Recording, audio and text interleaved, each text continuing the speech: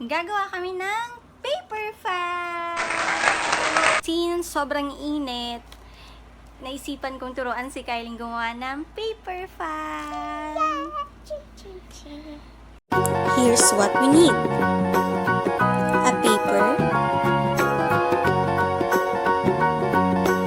poster paint or any coloring materials to design your own fan, water, Scotch tape, and scissors. It is so easy to do, kids. Let's start!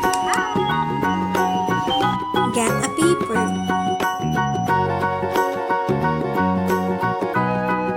First, we will design the paper using the poster paint.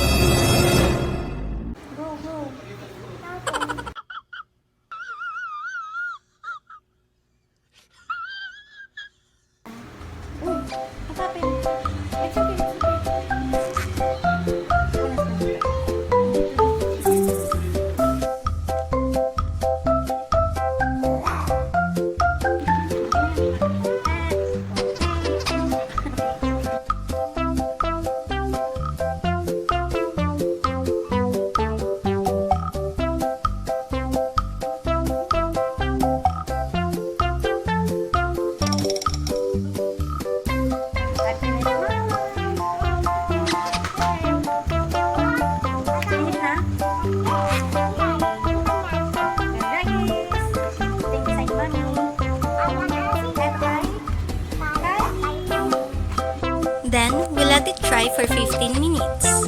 Here's our design. So, dry na siya. Let's start. Lay the designed paper down on its decorative side. It should be back side up with the plain side facing you. Start folding the paper at the bottom edge. Repeat alternating folds until you reach the end.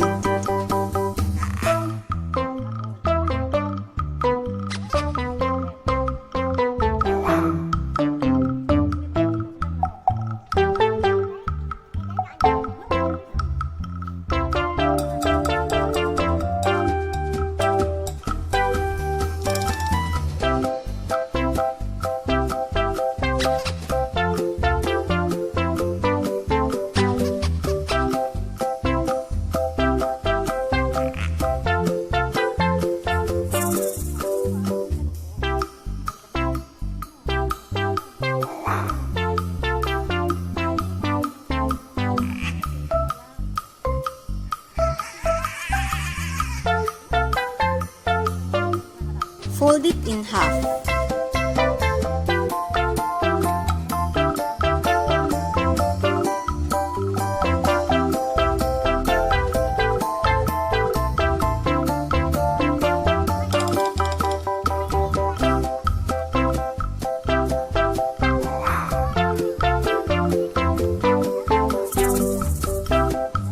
To connect the two ends, we will use the Scotch tape.